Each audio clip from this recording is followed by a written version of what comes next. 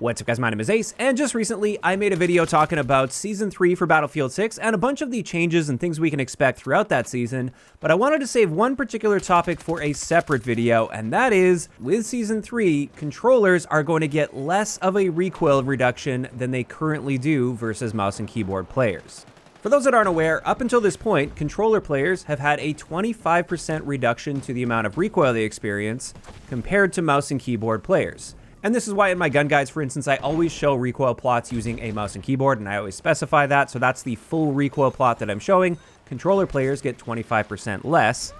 And of course, on top of that, controller players do get aim assist. One big thing I want to point out though that has been confirmed by the devs is this is only your recoil that is reduced. Your input has no impact on the amount of aim down sight spread you experience, or bloom as a lot of people like to call it. Either way, this also wasn't brand new to Battlefield 6. They did it in 2042 as well. I don't know if they did it in any Battlefield games before 2042. I just know in 2042 they had that similar feature where controller players saw less recoil. And so with the Season 3 update, it does appear controller players are still going to have less recoil than mouse and keyboard, but they're just going to be reducing the amount of reduction that you see to that recoil. And I have seen a few numbers thrown around. I don't know how accurate these numbers are because I haven't seen them come from any official sources at this point. But apparently this is going from a 25% reduction down to a roughly 10 to 12% reduction to recoil when using a controller. So basically cutting that recoil benefit in half. And when it comes to my thoughts on this, as somebody that primarily plays on controller, before this video, I purposely wanted to show what it looks like when I play mouse and keyboard, just to show that I'm not totally useless with a mouse and keyboard. I don't have nearly as much time as I do with a controller, so I'm not quite as confident, but I can at least get by just fine. Overall though, on a personal level, I'm ready for these recoil changes. I think it'll be totally fine. I have no issue adapting to that. If anything, I have often felt like the recoil is just practically non-existent in this game. For many of the guns at least. Obviously there are a few guns out there that have quite a bit of recoil. And so I'm personally ready for the change, ready for a bit more of a challenge there. And I think this is going to benefit me quite a bit when playing against the average controller player out there, because just looking at controller versus controller, the skill gap there is going to be going up. But on the flip side of that, honestly, going back and forth between mouse and keyboard and controller, up until this point, I honestly really haven't felt like either of the inputs has a massive overall advantage over the other. As with most games that have cross-input play, I would definitely say that controller has a lower skill floor, so it's easier for like a lower skill player to pick up and start doing okay with it compared to mouse and keyboard, because you have that help of aim assist, and then also that recoil reduction helps too. But once you start to get to the level where you're confident with either input, honestly, I don't really see a massive discrepancy here in overall potential. I think as per usual, there are pros and cons to each of the inputs. I think there are certain situations in certain areas where mouse and keyboard players have the inherent advantage, and vice versa. I think there's definitely situations where controller players, with their aim assist and reduced recoil, have an advantage as well. Now, in saying that, I suspect they must have had some data on the back end that was suggesting that controller was overperforming relative to mouse and keyboard, since they are going to be making this adjustment, and I doubt they would do that on a whim without any sort of data to back it up. So I'm curious to see how this all plays out. Like I said, on a personal level, I'm ready for it. I don't think it's going to be a problem. I think for most people that are really confident with the controller, this isn't really going to be that big of a deal to them. I am curious to see how some of the lower skill players will be able to handle this, and if this is going to be something that maybe turns them away at all, or if they're going to be up for the challenge as well. I guess time will tell on all of this, but I think this whole thing just reinforces the big conversation that often comes up, and that is crossplay options. I think this is really the best way to target any sort of input discrepancies here. I think crossplay has brought a lot of great things to the table, but at the same time, it does create issues putting the same inputs in the same lobbies, because at the end of the day, they're just inherently different inputs. And as I said, there's pros and cons to each of them. So it does bring that extra dynamic to the gameplay where you may have to make different decisions based on the types of inputs that are primarily being used in your lobbies. And it can also be frustrating knowing that somebody in the same lobby as you using a different input will be capable of doing something that you are not capable of doing with your input.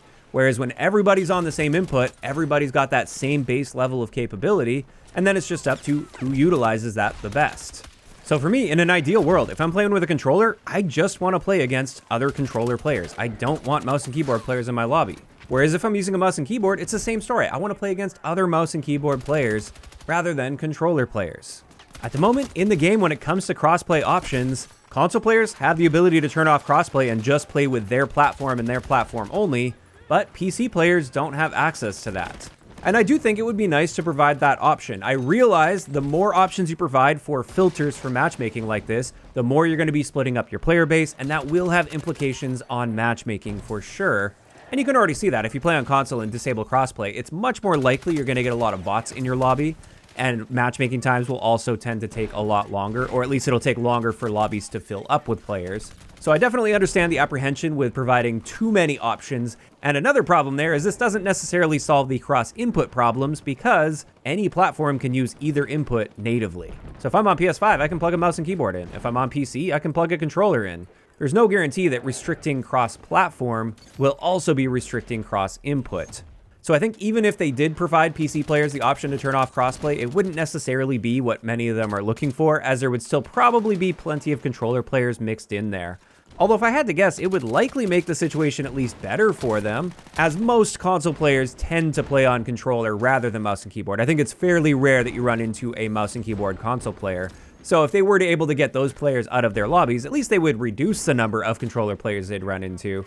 And since we're talking about crossplay here, I think it would also be very nice to have a console-only crossplay option, just like we have in many other games, like Call of Duty, for instance. They just recently, like last year, implemented that feature, and many people take advantage of it. I think it's great when console players have the ability to play against each other, so Xbox and PlayStation can be in the same lobbies, and they're just restricting themselves from playing against PC players. And that just provides a much bigger potential player pool with that option selected than to fully disable crossplay and limit yourself to only your platform. So I suspect if they were to bring a console-only crossplay option, that could help the entire situation out as well, because I think it would be more likely that console players would be willing to activate that option compared to the current method of just turning crossplay off entirely and getting tons of bots in your lobby, since that player pool wouldn't be as restrictive. And with more console players activating that, that's getting all of those players out of potential PC lobbies, so then it's more likely that people on PC will be playing against other PC players. I've got to say though, at the end of the day, when it comes to all of this, I almost always just keep crossplay on. Again, I play on console with a controller, and I rarely ever think a whole lot about what platform or input other players are using.